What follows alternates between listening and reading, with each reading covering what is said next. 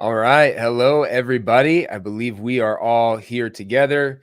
So excited for today to talk about all things service planning. Welcome. Thank you so much for taking some time to be with us. Hey, let's do this as you are coming in, as we're getting started. Would love to just hear where you're from.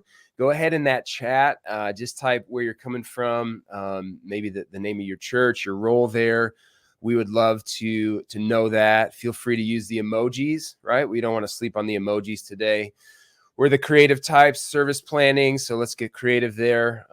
Man, so good, so good to see everyone. We got Eric, Cheryl, Linda, Tim, Kim, Becky. Awesome, man.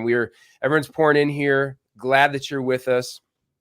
Like I said, we're going to be jumping through or talking through all things service planning, and not just service planning, the module in Ministry Brands Amplify. Definitely going to see that, get some eyes on that, what it can do. But we're actually going to be also talking about, so how do you plan high impact services? How do you not only use the tools, but how do you think about, how do you go about leading your teams, planning your services in a way that serves your people, that makes an impact for the kingdom? So we are super excited for that. Hey, I do want to introduce, though, the two people here, myself, who's so far only talked, and Lindsay. So real quick, I'll just introduce myself, then Lindsay can jump in. My name is Scott Holthouse.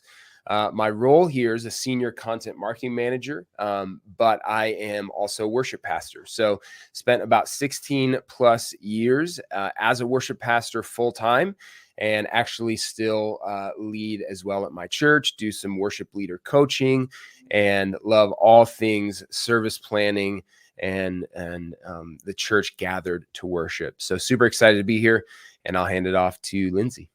Yeah, thanks, Scott. So yeah, I'm Lindsay. I am a client account executive, but previously I've had about 10 years of experience in church operations. So I was operations pastor for an area leader multi-site location.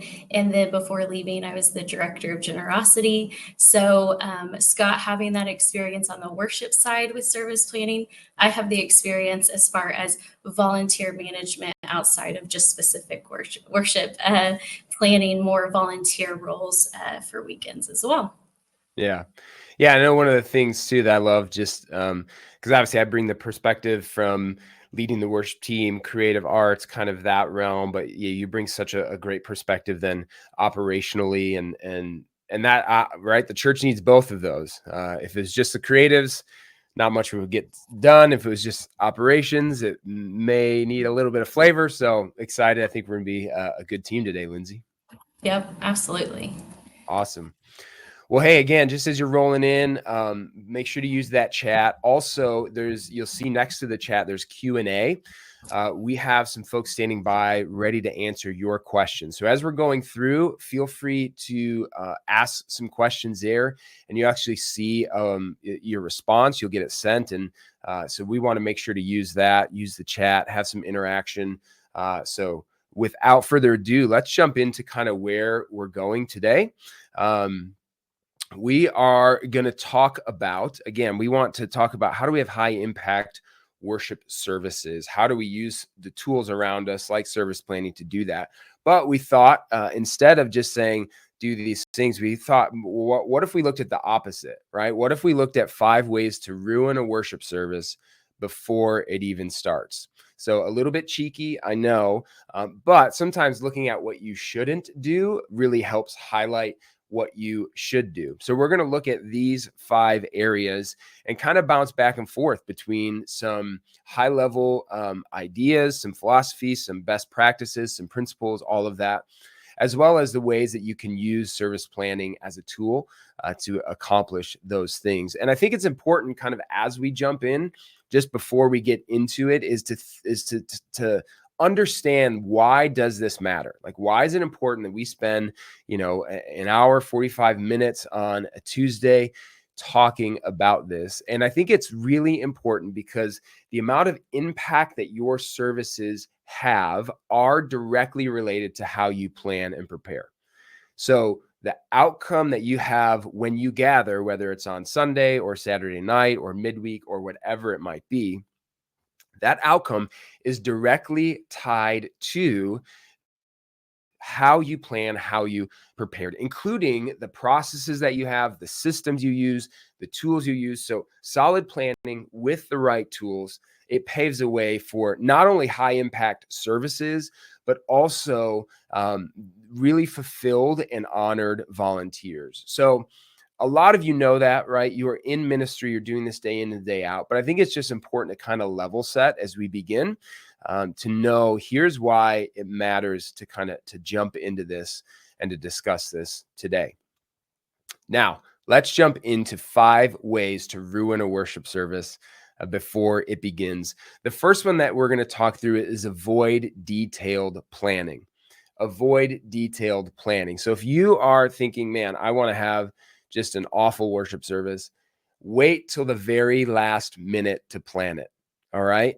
Wait till Saturday night, maybe even Sunday morning if you're feeling particularly risky, and plan things then. Again, all joking aside, waiting till the last minute is so difficult for multiple reasons. One, that puts a lot of stress and pressure on you. And I know I procrastinated in high school. Some of you may as well. But ultimately, man, it can really put that pressure on to where you can't be creative. You can't let ideas form. You can't kind of let the process unfold of planning. And you just have to get something on paper because Sunday's coming. The second thing, though, that this does is it actually hurts your volunteers. It puts them in a place where now I have to show up and I have to learn something in a quick amount of time to then be able to lead the church. And then it just puts that stress and that weight on people. And so one of the things that I recommend, especially in the worship leaders that I get to coach, is a minimum of 2 weeks out. So you have this, right? It's Tuesday. So you have this Sunday and you have next Sunday. And I tend to lean towards as well, no more than 8 weeks out. So there's kind of that sweet spot there.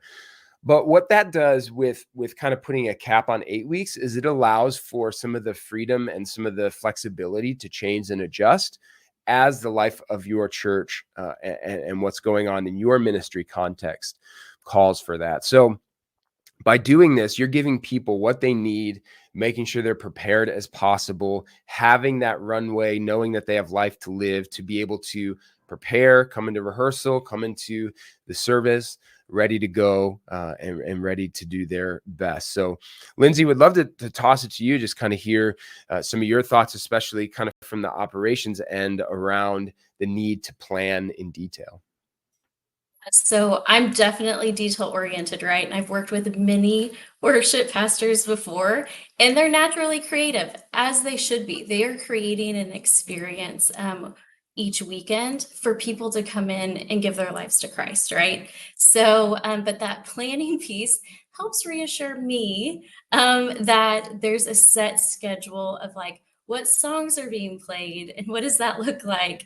But also it helps me be able to see it in a system. But from worship pastors, from what I've seen, when they use this service planning, it allows them to be more creative. So yes, they have it planned. You have your volunteers scheduled. Your volunteers know what to expect. So they're planning and they're not asking you a lot of questions, spending more time answering those. You're actually getting to spend more time being creative, seeking what is the right songs that you're going to place, what's the right structure. Coming up with that experience each weekend is just going to make it more excellent, right? So you probably understand that a little bit too, Scott, on that aspect of just making an ease to allow more creativity actually in the back Yeah. end. No, I So love that. I mean, one of the things we do right now, at my church where I serve on the worship team is when we gather for rehearsal, we allow some time to pray for one another. But because we've prepared ahead of time, it's not like, hey, we have an hour and a half. We need an hour and a half exactly to get everything done because we haven't really done anything. So we didn't know what's coming. Like, no, we have a little bit of space, some time to connect relationally, to pray for one another. And I think that's a really, really good call out in regard to, making sure that you have that time and space that starts with the detailed plans. So, all right, we're looking at these 5 ways to ruin a worship service before it begins. First one, avoid detailed planning. So we're going to cross it off the list. Nobody's doing that anymore, thankfully. Number 2 is don't share your MP3s or charts. Now, some of you might have heard that and you're like, okay, this is kind of ridiculous. Of course, I'm sending my MP3s and charts, or maybe you're still burning your CDs. Hopefully not. But here's the deal. It's not just, hey, here's kind of the songs, and here's a chart that we used 9 months ago, and go for it. But are you putting in the time to make sure what you're actually sharing with people is accurate to how you're going to play the song, the arrangement you're going to use, the key you're going to use, and really matching with what you have in your head and in your heart for the service? Now, knowing that, I firmly believe your team will be as prepared as the quality of resources you provide. So if the team shows up and you're like, well, we're doing the acoustic version of, goodness of God from this record, but I sent out this, upbeat, big full band version because that's just what was in there and I didn't clarify. You're setting yourself and your team members up for kind of a rocky start. And so getting people what they need, I'm telling you from years of doing a poor job at this at times, when you get people what they need, it just calms any nerves that they have. It calms any anxiety. And it's like, okay, I know what to expect. Not only in service planning, leading worship, all of that, but I mean, in life in general, right? Knowing the right expectations of here's what I'm walking into can be such a way to just calm people and help them really set them up for success. And then ultimately really respect them as well, because your volunteers, just like you, just like me, there's stuff going on. Life is busy. And so when you give them what they need to actually then step in and do what you have in your heart, what you have in your mind, and you're going to be on your way, and you're going to avoid the second point of how to ruin a worship service, which is not sharing your MP3s or charts. So Lindsay, would love for you to just kind of, either speak to that, but I also know we have we have a chance to kind of see how we do this in our software as well. Yeah, I think one thing to always remember is the more that you equip your volunteers ahead of time, the better experience the worship's going to be, that the volunteer expectations in any role is going to be. And so it's just thinking through that. As working at a church, our mind is hyper focused constantly on the weekend. Like that's our job day in and day out. And so planning that, pre-services, pre-volunteer roles, pre-assignments where they know what's expected is ultimately just going to make a better experience for the weekend. So yeah, and I'm going to share my screen here also, just to show you what our system looks like, how that's set up as well. Yeah. Yeah, that'd be awesome. I know we want to kind of hopefully have our time together be this combination of, here's tips, best practices, what you can do. And then, hey, here's the software. Get your eyes on it. See how this is accomplished within service planning of Ministry Brands Amplify. So yeah, let's see it, Lindsay. Okay, perfect. So this is what your service planning is going to look like within Amplify. Now, I'm going to walk through the first part because there is a setup, right? Like you want specific roles and skills for someone, because you don't want someone who is a vocalist and you assign them to a drum position, because obviously they're not capable of that. So you'll set up your roles within the system. So I'm going to walk you through what that looks like, how to create the team, and then I'm going to show you how to plan ahead. So going back to that number one of planning out those events in each and every weekend. So first, you're going to go into people, and this is where you're going to create those roles and skills. So specifically, when you're planning a worship, a team, you need drums, vocals, guitar. So maybe it's acoustic or bass. So as you're planning those out, you're going to put each role that you're going to need for that team. But then once that's set up, this is where you create your team. So inside your team, I'm just going to say it's the production team. you can add people to who would be specific for that production team. Under the individual, you can actually put those roles and assign the roles of what they're skilled at doing. So that way they're not going to be put in a position that they're not skilled at, because we have a lot of checks and balances in the system to make sure you're not scheduling the wrong people in the wrong places if they don't meet those certain requirements. So within that, as you set the team, obviously you add those people in, but then you have the option to add those roles. So in specific, the production team, you're going to add camera, lighting, your engineers, so on and so forth. But then the nice thing too, when we talk about that over communication, your volunteers are busy, but the nice thing of scheduling them, they're going to remember, oh, I'm going on vacation. So they can also request off. So you aren't scheduling someone who already knows that they're going to be on vacation in 2 weeks. They have the ability and the responsibility to be able to schedule that out also. So then we're going to actually hit on this too, but I thought this is actually nice as you set up your teams. You can send out reminders. So you can schedule out, once again, automation. So it's once this is set up, this will send out to them each time you set up an event with this team. So you're going to be able to not have to constantly send a reminder email. The system's going to do it for you.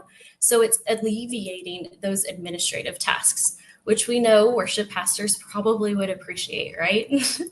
So Yeah. from there, you can set that up. But then we also have the communication side of things where it's a message board. So you have an open forum that you're able to create communication with the team. So maybe it's you've scheduled the weekend out for, July 21st, you're able to create a custom message of just saying, hey, here's some slight changes. Here's what we've planned. You can send it to the message board where someone could ask a question of things that are happening in case there is a change and they need some clarity. So that's an option as well when it comes to communication that we have available. So that's going to be just that basic setup. So I'm actually going to also show you, now that you have that fully set up, how do we create a template to save time each weekend to be able to show you what that's going to look like as well. Awesome. Hey, and as you do, Lindsay, I know, just a reminder, throw your questions in to the Q&A. I know we have some coming here, but one that I know was asked was, hey, what does it look like to use service planning for volunteer roles other than kind of the worship team? So you have other volunteers and all of that. So I know you're going to jump through this, Lindsay, but yeah, if you could kind of speak to that as well as we're jumping in here, that'd be awesome. Yep, absolutely. Yeah. So within service planning, this isn't just for worship pastors, it is for any volunteer in the church. So for me, I know I was an operations pastor, so I did events. So you can schedule and add those specific roles for what that looks like. So volunteers, what does your volunteer roles look like for baptism? Maybe it's a baptism leader or a baptism attendant or a greeter. Children's ministry, you can set those roles up for each room. Maybe it's a check-in leader, things like that. So that when you go to assign, you're able to create your own scheduling for each and every service volunteer group.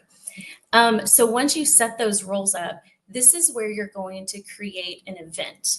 Well, if you have the same structure each weekend, but songs change, there's a few changes, you can go ahead and create a template. So that way it's just a plug and play for each weekend. And then you get to make changes within each weekend to add those songs, add the volunteers, so on and so forth as it changes. So whenever you go into the template, this is where you would select, maybe it's, your contemporary service or your volunteer role for children's ministry. So this is where you can set up the weekend service or the event flow for inside the service. So whether it's greeting, video count, you customize this completely for how your service structure works. So once that template is set up, you can drag and drop if you have the same bumper music, or if you have the same speaker or greeter every weekend, you can drag and drop that in here. I don't suggest it unless it is something that's consistent every single weekend, because you'll be able to add those songs and things if it changes each weekend. So then once that template is set up, from there you're going to add, and you're ready to schedule for the weekend. From there, you're going to pick which weekend you're going to prepare for. So pretty simple. You select it. We have a lot of checks and balances as well. So it's going to alert you if you've already put in a template for this weekend, if you want to replace it or not. But here is where you'll schedule each weekend for your event flow.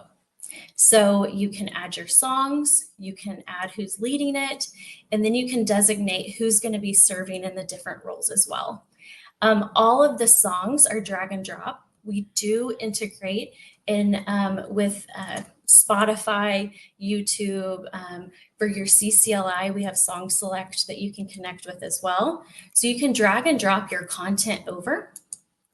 Along with your assignments, you can schedule out who's going to be leading which position. And then when it comes to number 2 that we talked about, uploading your files, being able to add your MP3s. The nice thing, like I said, Spotify and YouTube will automatically create a playlist as well. So your volunteers will know what songs are going to be sung. They can listen to the playlist in the car. They can start practicing for the weekend and be prepared that way. Your charts you can add, and any other file that you want to add as well.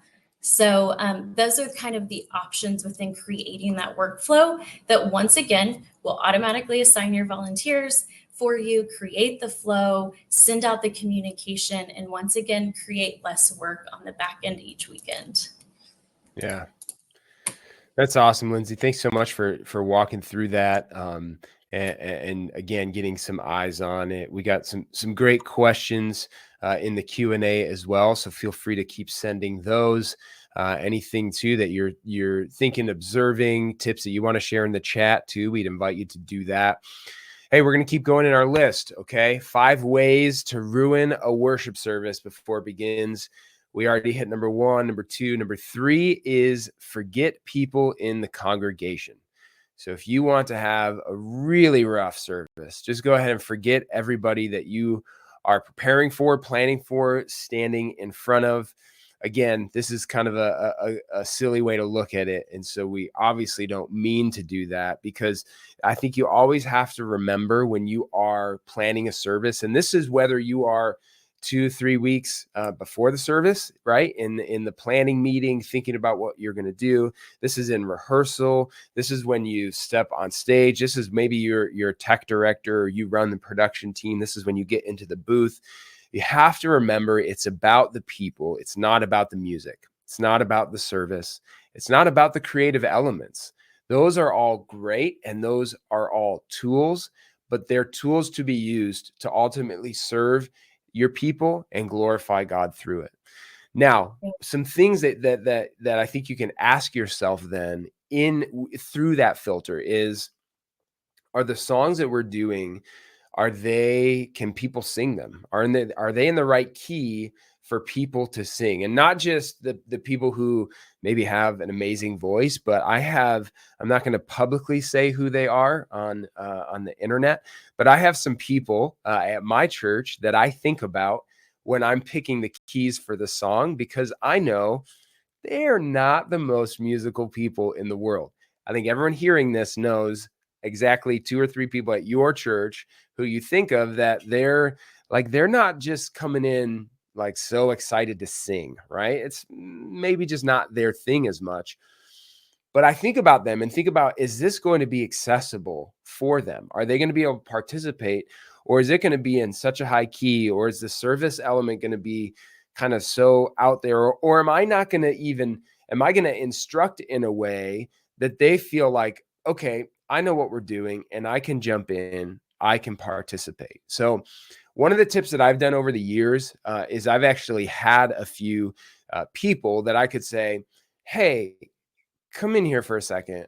Can you sing this?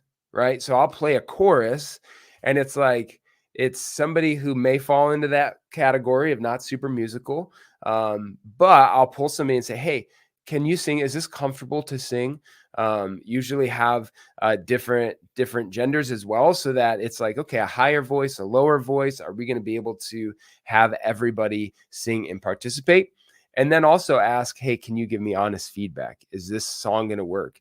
Is this creative element a little too out there? Does this make sense? How does this feel? But those are just some ways in which then you can ensure you're not forgetting about the people and just kind of focusing on the music or the congregation. So Lindsay, I know that being in ministry for so long, you spent a long time thinking about more than just, here's what we need to do, but here's why we're doing it. So I'd love to hear your thoughts on this. Exactly. So I think this is what gets me most excited of like why you're in ministry, right? We always say you're called to ministry and it is work. Whether or not you do it part-time and you have another job, like God's called us to be in ministry. It's a calling. And so being in ministry for 10 years, it was so important to remember the why because you can get so bogged down in those tasks and the communication and people just asking all the questions. But really, I mean, most people at churches, I would assume, is you're there for two reasons, right? To reach the lost and grow closer in Christ. And so the church I was at previously, they actually had a statement that said, excellence honors God and inspires people. So going into each weekend, you're creating an environment that really inspires people. Like that's what you're trying to do. You're building community. And so being able to do that as you communicate to volunteers, you're structuring out the service roles, honestly, to create that environment. So when someone walks through the doors, they're greeted and by a friendly face, or the music that you're intentionally picking in the lobby for someone to listen to, or you're handing over the bulletin, or they walk into the service, they're going to feel God in every step of those ways because you're planning it out, right? So the more intentionality of what you're doing to plan for the weekend is really to reach the lost. And so it's something you can't forget. And being able to speak into that for the volunteers so they get the vision and they get the why of why do we have these spots? Why are we scheduled to do this? It's so important to know, like, continuously know, like, this is why we do what we do. So. Yeah.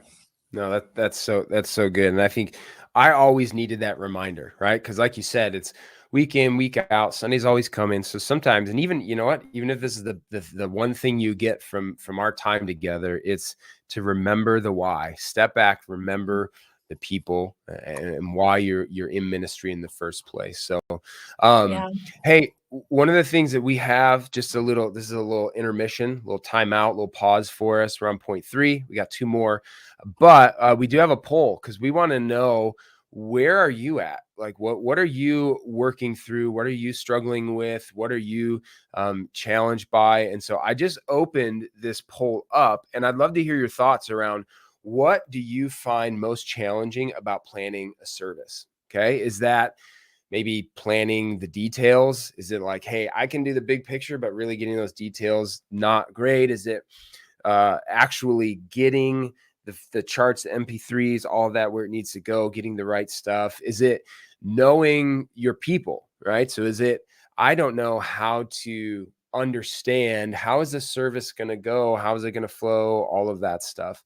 Um, is it volunteer communications? Maybe it's actually being able to get in touch with your people, send the reminders, send the text, be plugged in.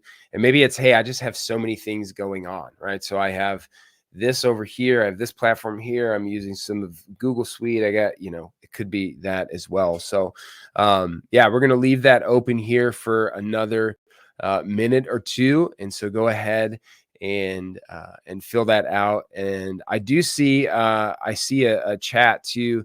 When will integrations with Purpose Center be available? I'm actually going to move that over to our Q&A, and that will get answered there. We have some people kind of standing by, so appreciate that question. We're going to answer that, but just kind of sent that over. So all right, we got our poll going here. I'm going to close this here, and we're going to see some of these results I I don't see know it. actually.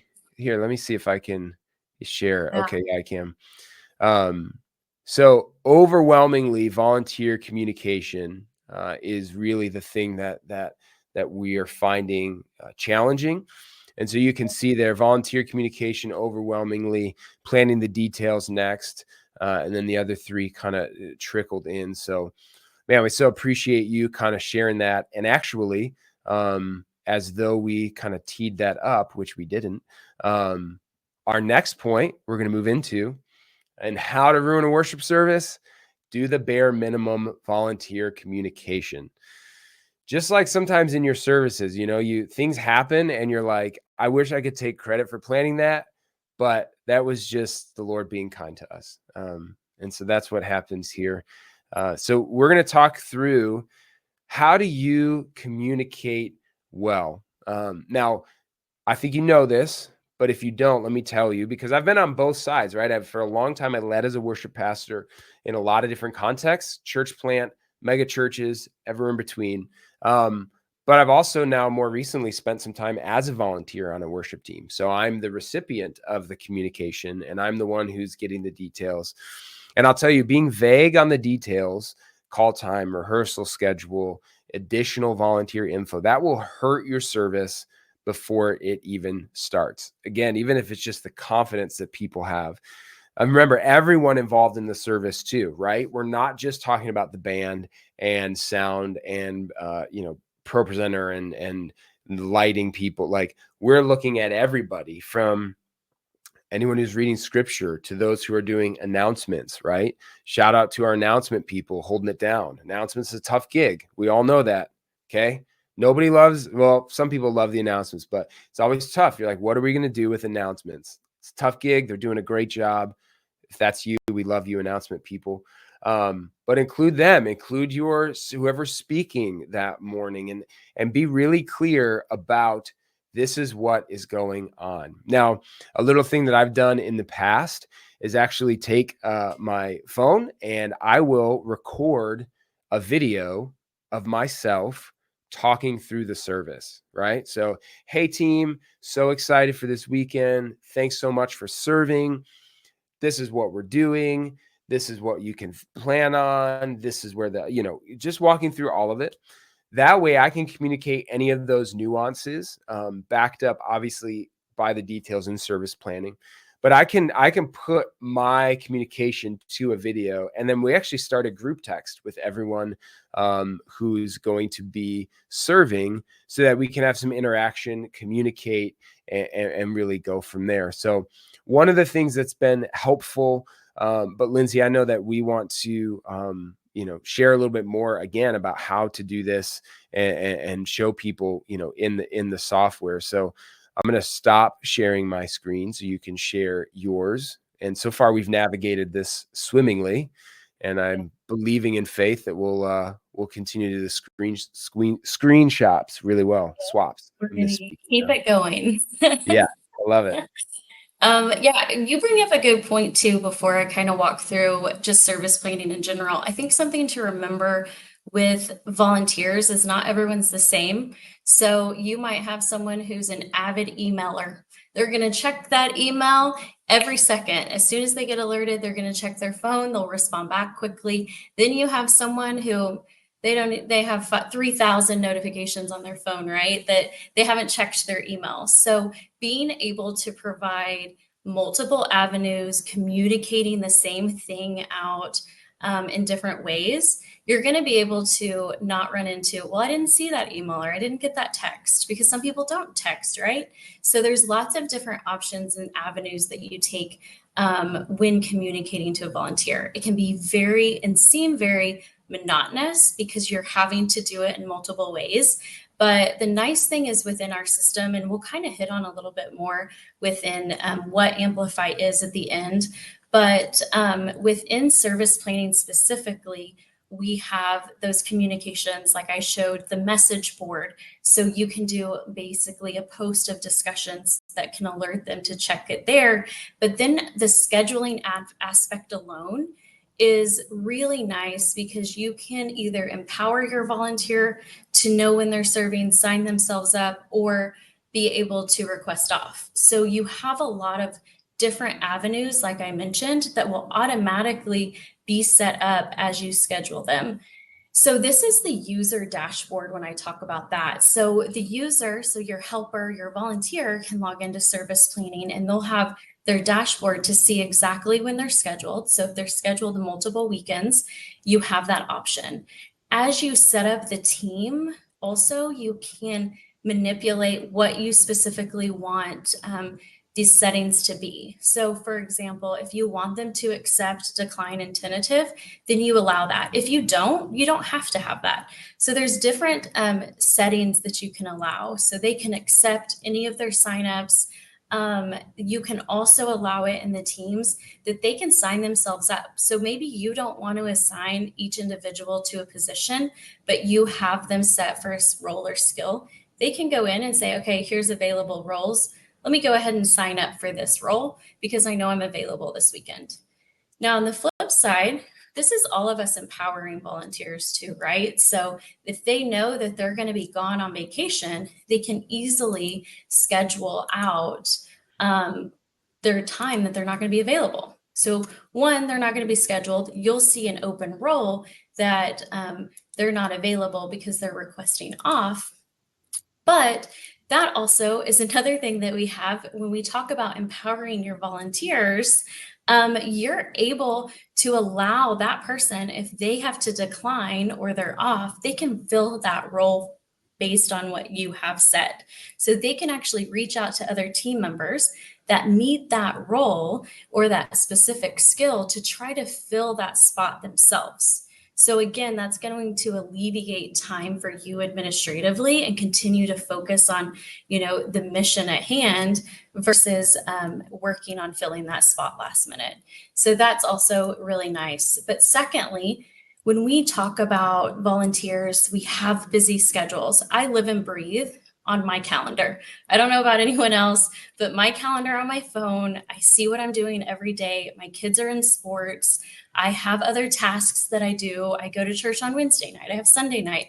So they can actually sync their volunteer roles within their calendar that they're constantly looking at anyway. So it's another reminder that they're able to know, okay, I'm serving this weekend and here's the information. And so that's kind of the nice thing when it comes to this specific communication.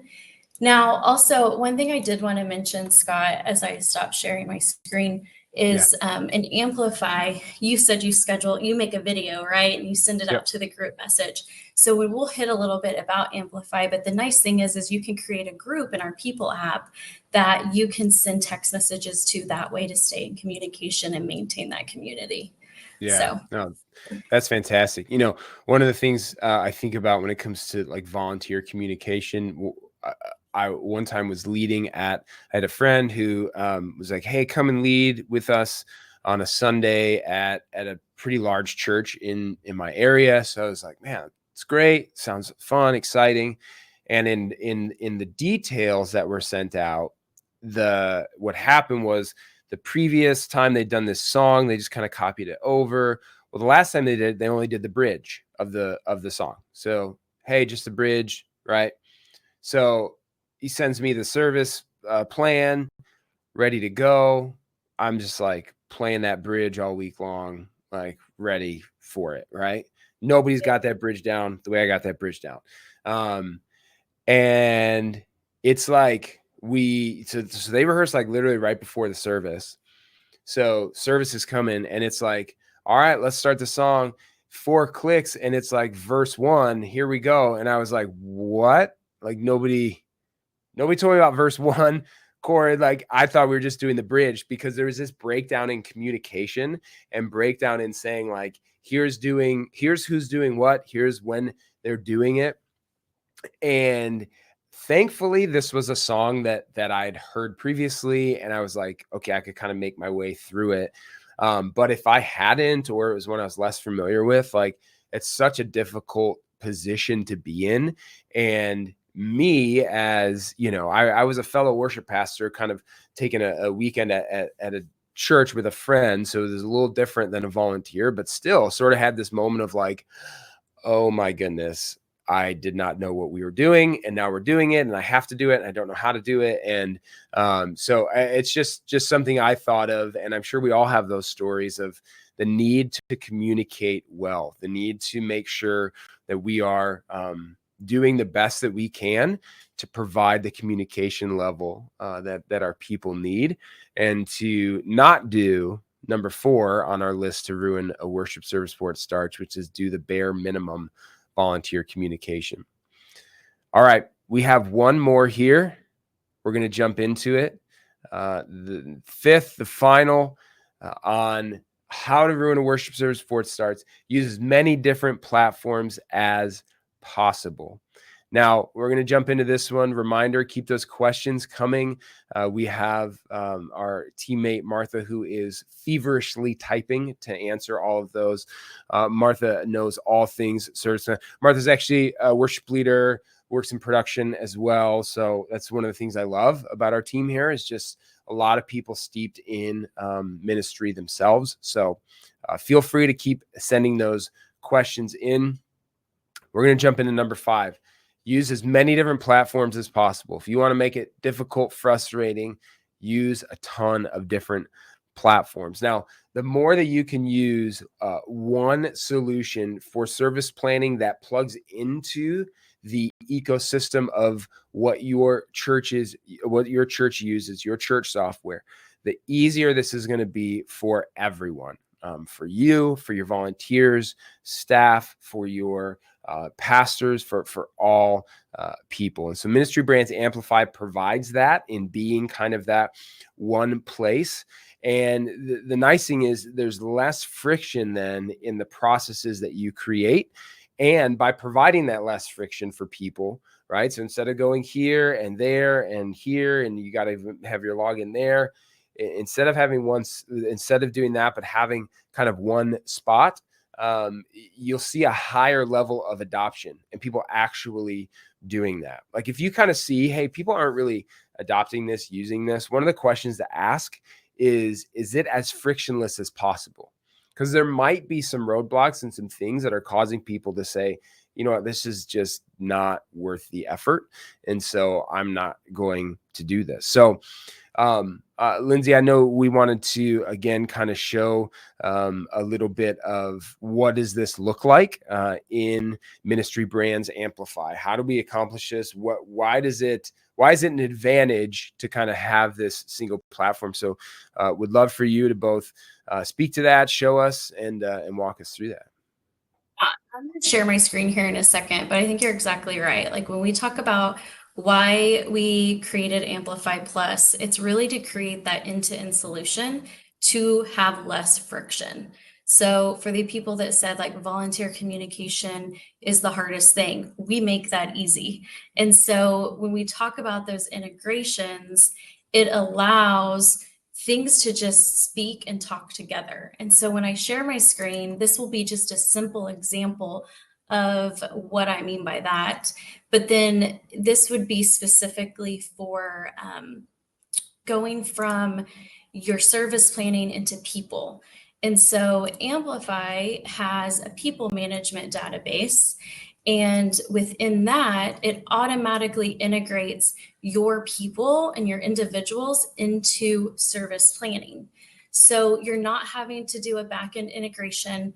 You're not having to retype in people's information. So you have it in another system. So they all talk to each other. And so that goes to the scheduling piece.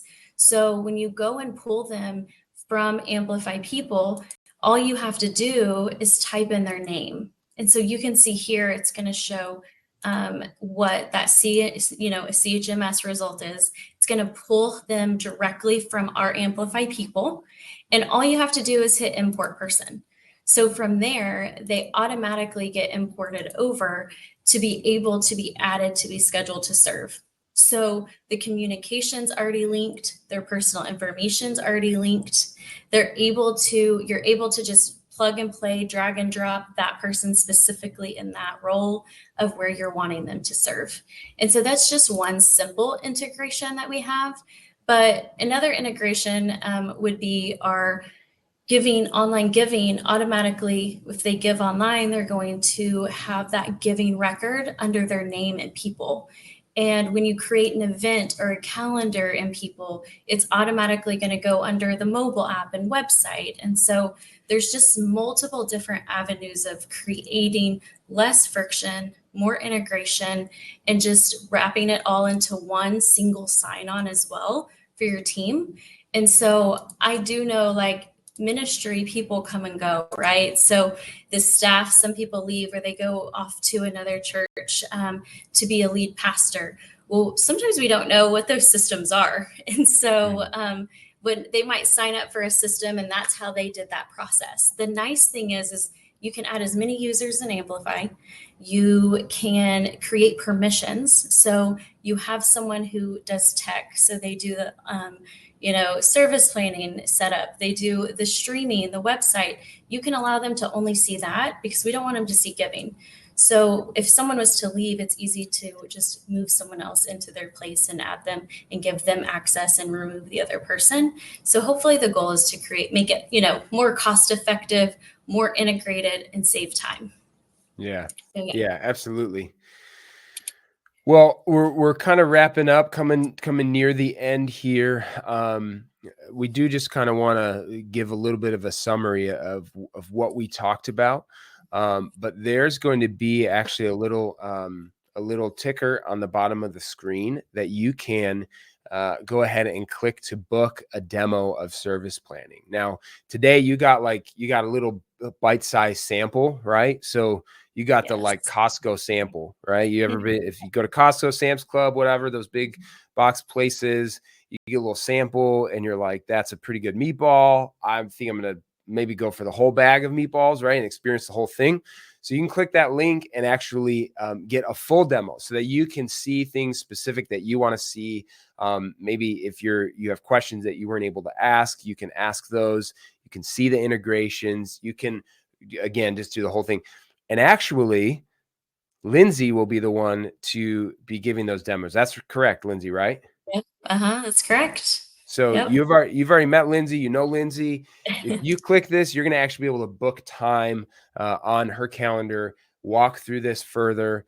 So we want to encourage you to do that. We're going to leave this up for a minute, but just in summary today, what did we talk about, right? We looked at how do you ruin a worship service before it begins. We looked at 5 things. Now we're going to flip it. And just as we talk about these in summary, we're going to talk about them in the positive, right? So things that you want to do and we would encourage you to do, create detailed plans and don't wait for the last minute, right?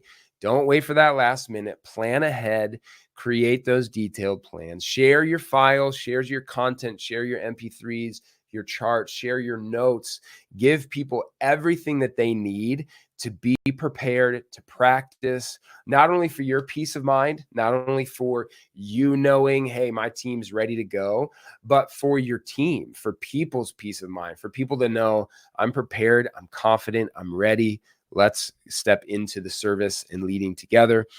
They will appreciate that. I promise you. Number 3, prioritize your congregation. Love the people more than the music. All right. Love the people more than your creative elements. Not that you don't do creative things. Please do creative things, right? Not that you don't include amazing music. Include amazing music, great songs, but love your people more. Prioritize them so that the way that you lead, the things that you do, draw people in. Number 4, over communicate with your volunteers. Be so clear. Send reminders. Use your software to be able to reach out to your team and say, I want you here at this time. This is what you can expect. This is what we're going to do.